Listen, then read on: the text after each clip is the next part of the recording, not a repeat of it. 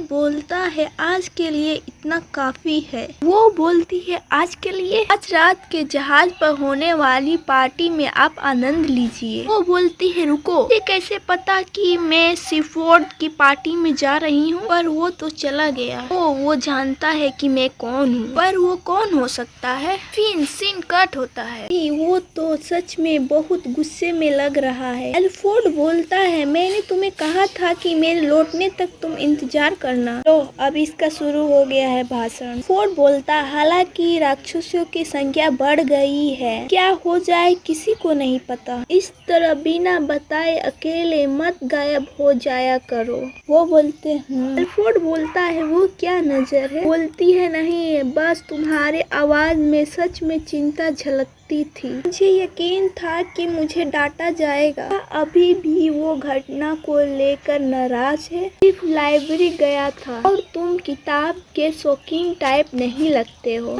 कीजिए, मैं लाइब्रेरी जाती हूँ, पता है। एल्फ्रेड बोलता है सुना है कि वो झपकी लेने के लिए बहुत अच्छा जगह है। मैं तो बस शोध कर रहा था, जैसे कि मैंने जानकारी इकट्ठा कर ली थी, समझे। उसे ये बिल्कुल नहीं बताना है कि मैं राक्षस के बारे में पता कर रही थी। एल्फ्रेड बोलता है जो भी हो, क्या तुम बाकी दिन यहीं रहने वाली हो। हाँ, मुझे पार्टी के लिए तैयार होना है तो मैं अपने कमरे में ही रहूंगी। एल्फ्रेड बोलता है ठीक है, मैं थोड़ी देर के लिए बाहर जा रहा हूँ। वो बोलते हाँ, और इस बार अपने कमरे में ही रहना। वो बोलती है क्या सिर्फ मुझे लग रहा है या वो मुझे शक नजर से देख रहा है। वो इससे थक चुका है। खैर मुझे इससे कोई दिक्कत नहीं है। फोर्ड बोलता है हाँ, ये बुरा जहाज नहीं है। बोलती है अच्छी तरह से देखभाल किया गया है इस जहाज का, और इसे बहुत अच्छा तरीका से बनाया गया है, और ये राहत की बात है। फोर्ड बोलता है आप सच में बाकी अमीर महिला से अलग हैं। वो बोलती है अरे ये तो जाहिर सी बात है। फोर्ड बोलता है ये तारीफ नहीं थी। मैन बोलते हैं कैप्टन। पहला यंग मैन बोलता है काफी समय हो गया कैप्टन। दूसरा यंग मैन बोलता है मैं सिर्फ आपको देखने के लिए इस पार्टी में शामिल हुआ हूँ कैप्टन। हाँ, वो केवल अमीर महिलाओं ही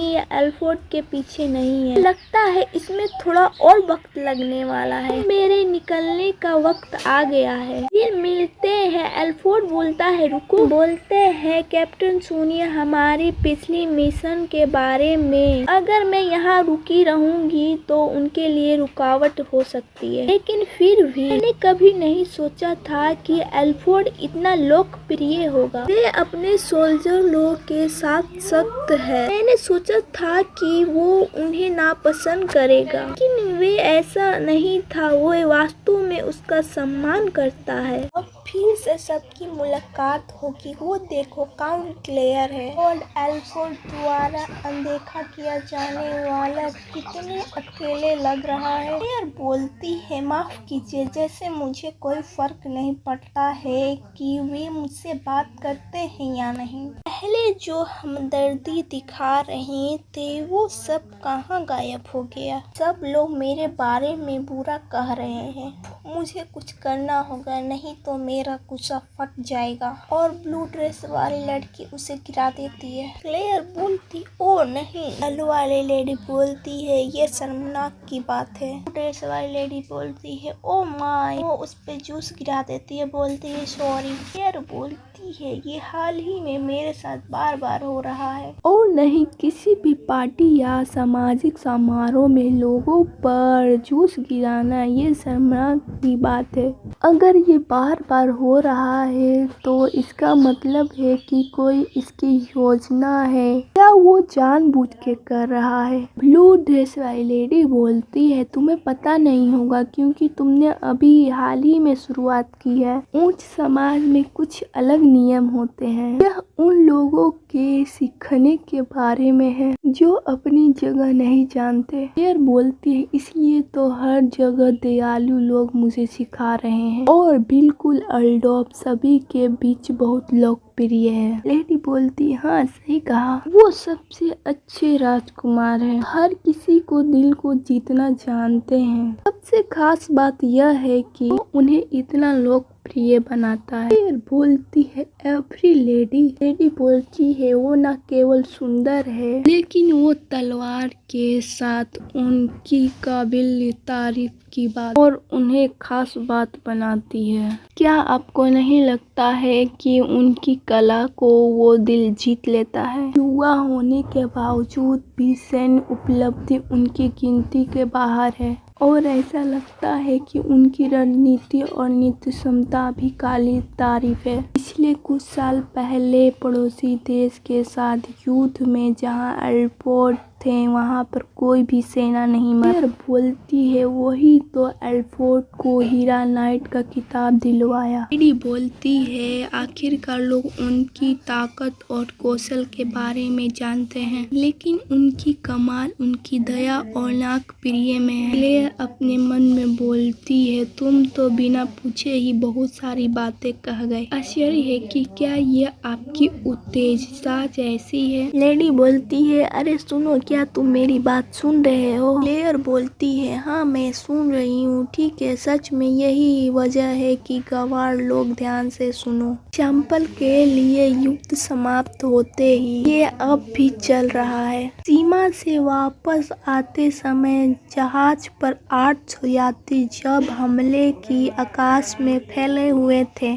फोर्ट समा के सही नियम की वजह से पानी में 10 से कम लोग ही शहीद हुए। आईसी एक जहाज समुद्र में एक सील किया गया कमरा जैसा ऐसा जहाज जहां से भागना नामुमकिन हो। वहाँ उन लोगों की रक्षा करना जो खुद नहीं लड़ सकते बेहतर मुश्किल होता है। फिर अपने मन में बोलती यहाँ तक कि पापा जो जहाजों पे लड़ाई के आदी थे उनसे भी यह चुनौती लग रहा था। ये सच में मजबूत है ना? ये बोलती है बिल्कुल सही कहा, एल्फोर्ड सबसे ज्यादा ताकतवर और खास है। वो एक सचमुच शूरवीर योद्धा है, तुम जैसे एक गुमनाम औरत, और आप एल्डोफ के लायक नहीं हो। क्लेयर बोलती है थैंक यू इतने लंबे बातें करने के लिए और इतनी सारी जानकारी देने के लिए। क्लेयर बोलती है मैं उसके लायक हूँ या ना हूँ मुझे कोई फर्क नहीं पड़ता। वो लेडी बोलती है तुमने क्या कहा? अगर तुम मेरे बारे में गपशप करना चाहते हो तो कर लो, मुझे फर्क नहीं पड़ता। अगर तुम मुझे गिराने की कोशिश कर रहे हो लेकिन तुम्हें पता क्या है और मैं तुम्हें माफ नहीं कर सकता कि तुमने मेरा नाम खराब किया और इतने छोटी बात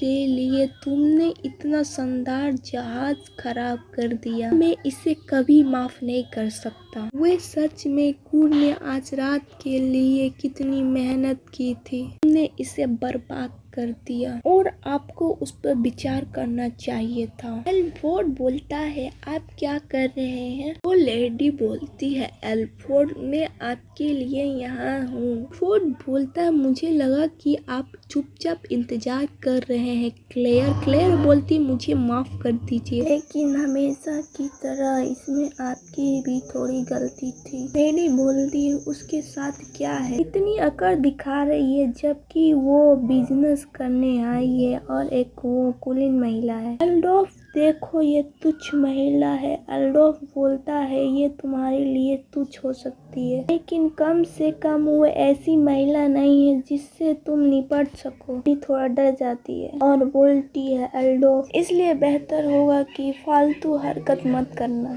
एल्डोफ बोलता है चलिए वहाँ चलते हैं मिस क्लेयर। रुको एक मिनट। एल्डोफ बोलता है भगवान मैंने जरा क्या नजर हटाई, तुमने तो ये सब हंगामा खड़ा कर दिया। क्लेयर बोलती है मैंने तो कहा था उन्होंने ही शुरू किया था। जब तुम्हें कोई उकसाए तो तुम्हें लड़ने से बचना चाहिए। वो बोलती है यह मुश्किल है, अब बहुत हो गया, रात के आसमान को देखो और शांत हो जाओ और देखो कितने अच्छे तारे हैं, बहुत खूबसूरत लग रहे हैं। एल्डोफ उसके बालों को छूता है और बोलता है तुम पूरी तरह भीग गई हो। वो बोलती ओह मुझ पर वाइन गिरा दी गई थी।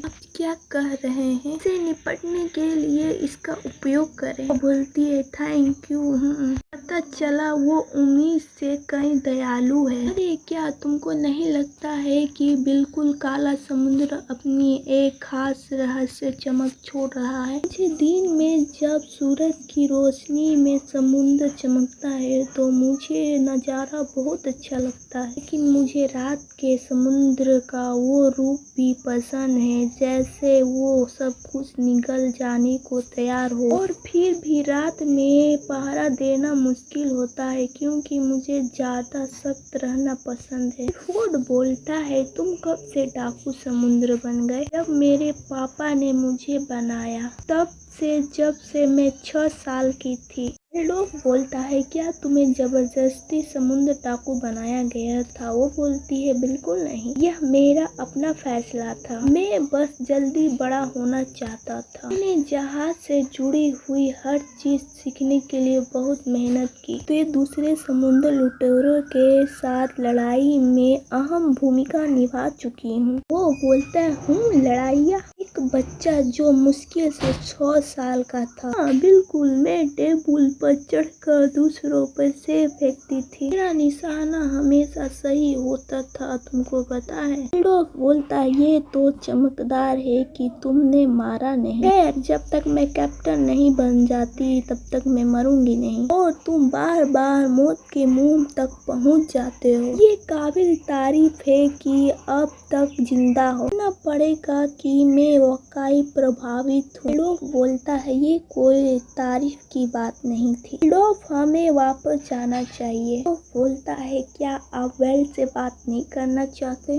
ओह आप सही कह रहे हैं, मुझे उनकी तलाश में जाना होगा। अभी अभी एल्डोफ के चेहरे पर जो भाव था वो किसके बारे में था? Oh lord Wales. Lord Wales बोलता है क्या तुम मुझे ढूंढ रहे थे? और वेल्स बोलता है गुड इवनिंग क्लेयर एल्डोस, क्या तुम मुझसे कुछ कहना था? क्लेयर बोलती है हाँ, मैं बस आपका स्वागत करना चाहता था। मुझे लगा कि आप सिर्फ बोर्ड पार्टी में शामिल हो रहे हैं, इसलिए मैं आपकी तलाश कर रहा था। लॉर्ड बेल्स बोलता है ओह समझा, मैं भी दोबारा तुम्हें देखना चाहता था और ऐसा लगता है कि आप और एल्डो करीब आ रहे हैं। अगर मैं इतना हिम्मत कर सकूं, मैं तो काफी समय से चाह रहा था कि आपको एक अच्छी महिला मिले और देखकर मेरे दिल को थोड़ा हल्का महसूस हो। एल्डोफ, मैं समझता हूँ कि आप एक पल के लिए क्लेयर से अलग नहीं होना चाहते, लेकिन सावधान रहें, उसे परेशान ना करें, नहीं तो अपना धैर्य वो खो देगी। एल्डोफ बोलता है सलाह के लिए धन्यवाद। बोलती लॉर्ड वेल्स, क्या आप एल्डोफ को भड़काना बंद करेंगे? ऐसे दूसरी रात सॉरी, मैं आपके साथ न आने के लिए क्षमा चाहती हूँ, लेकिन आपने शानदार पार्टी का आयोजन किया था। लॉर्ड वेल्स बोलता है ओह बिल्कुल नहीं, मुझे यकीन है कि एल्डोफ जितना मैं हो सकता था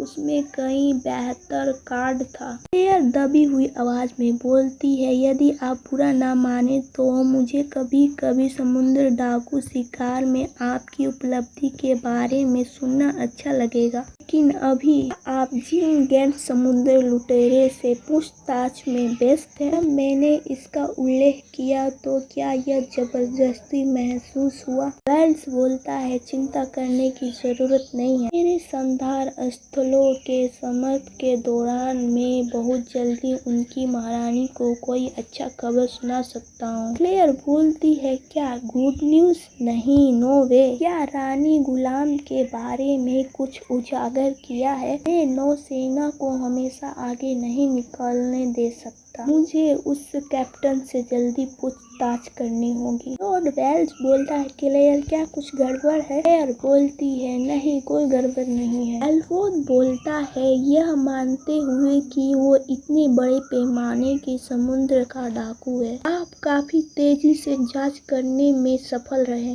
एक बार जब कैप्टन गिर जाएगा तो सब कुछ खत्म हो जाएगा। क्या आप सचमुच कैप्टन की बातों पे भरोसा कर सकते हैं? क्या कैप्टन पर सवाल उठाने की जरूरत नहीं होगी? क्लेयर बोलती है एल्डो, क्या उसने मेरी जगह बस यही पूछा? और वेल्स बोलता है सही कहा, तुमने एक अच्छी बात पूछी, लेकिन एक कैप्टन मर चुका है। दोनों बोलते हैं क्या कैप्टन मर गया? अब कैप्टन के मृत्यु के बारे में लॉर्ड वेल्स बोलता है दुर्भाग्य गेम के दौरान उन्हें घटना घाव हो गया। क्लेयर बोलती है ओ तब नहीं। एल्डोफ बोलता है निश्चित रूप से ये जानबूझ के नहीं था, है ना? वेल्स बोलता है एल्डोफ एक शूरवीर के रूप में आपको समझना चाहिए। सभ्य चित्रों से निपटने समय कभी कभी किसी की मदद नहीं की जा सकती। मेरा विश्वास करो, अगर मैं इससे बच नहीं सकता तो मैं जान भी नहीं ले सकता। विशेष वारिंग रोज घटना के बाद इसने मुझे खोई हुई जिंदगियों के बारे में गहराई से सोचने पर मजबूर कर दिया। वह एक दुर्घटना था। उस दिन मेरा जहाज समुद्र में रानी गुलाब के पास से गुजरा।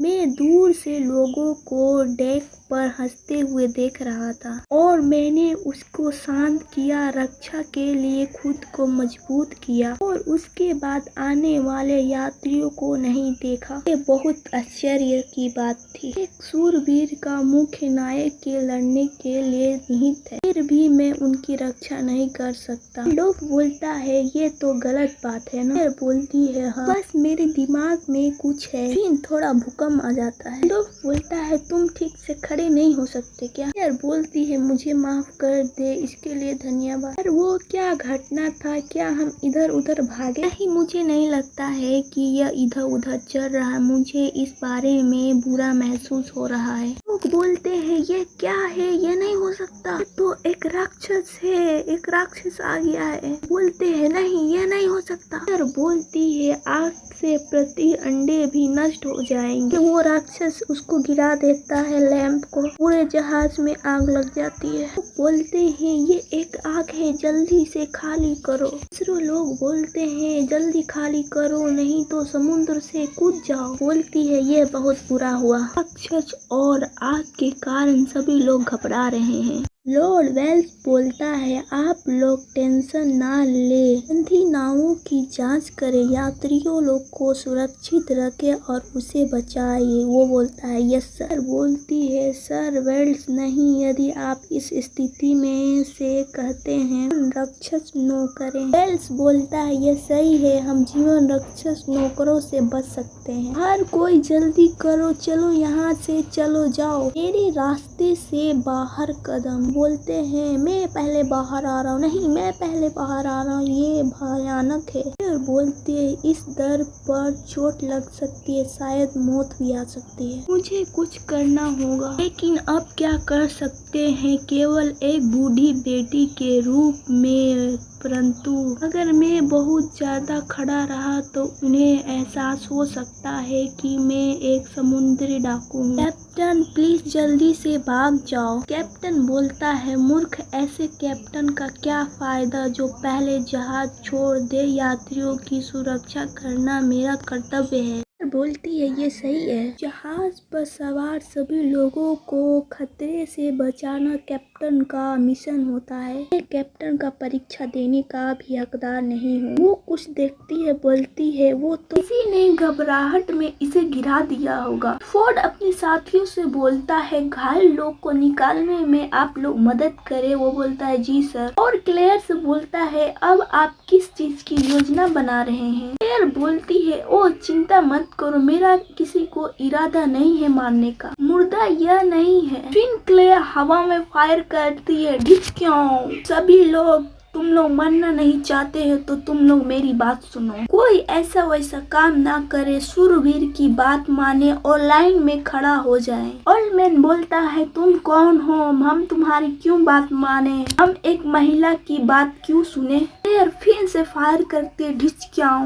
आदेशों का पालन करें। राक्षस के हाथ अभी तक जहाज के पिछले तक नहीं पहुंचे हैं और आग फैलने से पहले हमारे पास अभी भी कुछ समय है और घबराने की कोई जरूरत नहीं है। यदि आप इससे बचना चाहते हैं तो चुपचाप लाइन में खड़ा हो जाएं। प्लीज जो मैं कह रहा हूँ उसे सुनो और हमें जल्दी यहाँ से निकलना है। फोर्ड बोलता है मैं सबकी मदद चाहता हूँ। मैन बोलता है ठीक है, एल्फ्रेड बोल रहे हैं तो ये कर सकते हैं। क्लेयर बोलती है ये तो अच्छा हुआ, ऐसा लगता है कि हर कोई सुरक्षित इस जगह से निकल सकता है। पर एक मिनट रुको, वो क्या आवाज है अभी आई? देखो एल्फ्रेड, वहाँ कोई है, हमारी मदद करो। देखो वहाँ एक लड़का है। एल्फ्रेड बोलता है कि आप पहले जाओ और यहाँ से निकलो। वो बोलती है एल्फ्रेड आग में कूद जाता है और क्लेयर बोलती है नहीं, वह उन लोगों के लिए आग में कूदने की कोशिश कर रहा है, चाहे वो एल्फ्रेड ही क्यों ना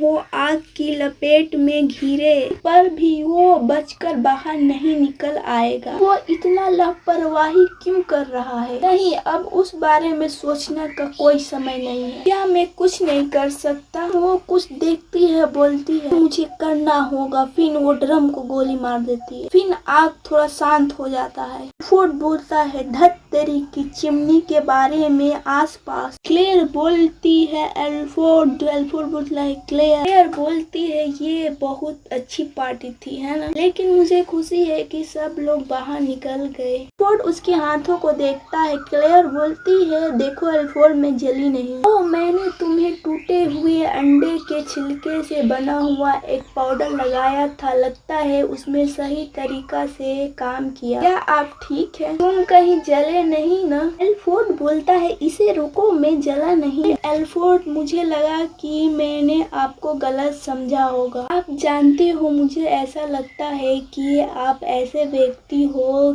जो हमेशा शांत रहते हो, लेकिन पहले तो आप बिल्कुल शांत नहीं थे। भड़कती आग में कूद जाना, उस बच्चे को बचाने की उम्मीद में। मुझे आश्चर्य हुआ कि क्यों, लेकिन फिर भी मुझे समझ आया। अब मैंने तुम्हें उस लड़के को सावधानी से पकड़कर वापस लौटे देखा कि शांति के पीछे वास्तव में वहाँ है ऐसा इंसान की भावना जो उनकी इंसानियत को जगाता है। एल्फ्रेड बोलता है आप काफी इमेजिनेशन करते हैं, ऐसा नहीं है केवल मैं, मेरा शरीर अपने आप चलने लगा, क्या गर्मी। ओ नहीं। एल्फ्रेड फिर सीन कट होता है। जेलिया बोलती है मिस क्लेयर, मैंने शिप पार्टी की घटना सुनी है, आपने कुछ बहुत गंभीर काम किया है। क्लेयर अपने मन में बोलती है ये बहुत बुरी बात है। उसकी आंखें मुस्कुरा नहीं रही है। हालांकि यह तुम्हारी क्षमता को एक सेड नाइट के रूप में परीक्षा करने की थी। महसूस यात्री पर गोले चलाना बिल्कुल भी स्वाभाविक कार्य नहीं था।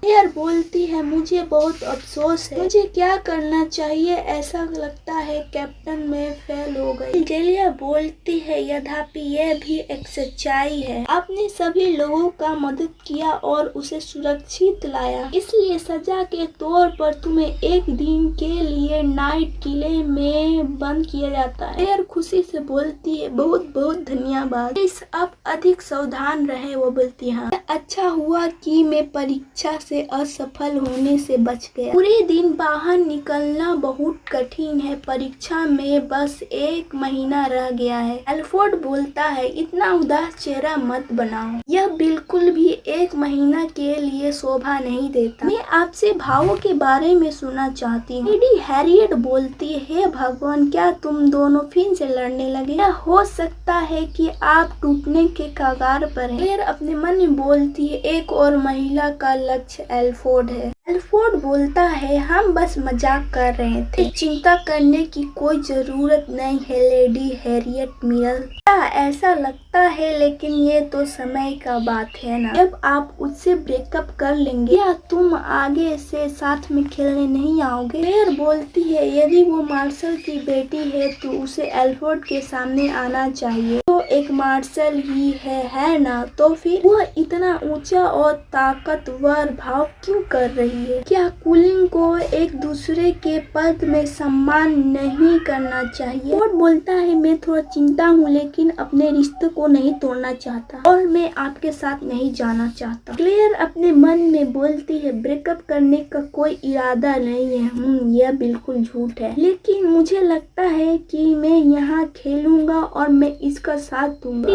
हैरियट बोलती है अरे बाप रे, आपके लिए ऐसा बात करना ठीक है लॉर्ड एल्फ्रेड। क्या आपको पता है मैं आप लोग का रहस्य जानती हूँ।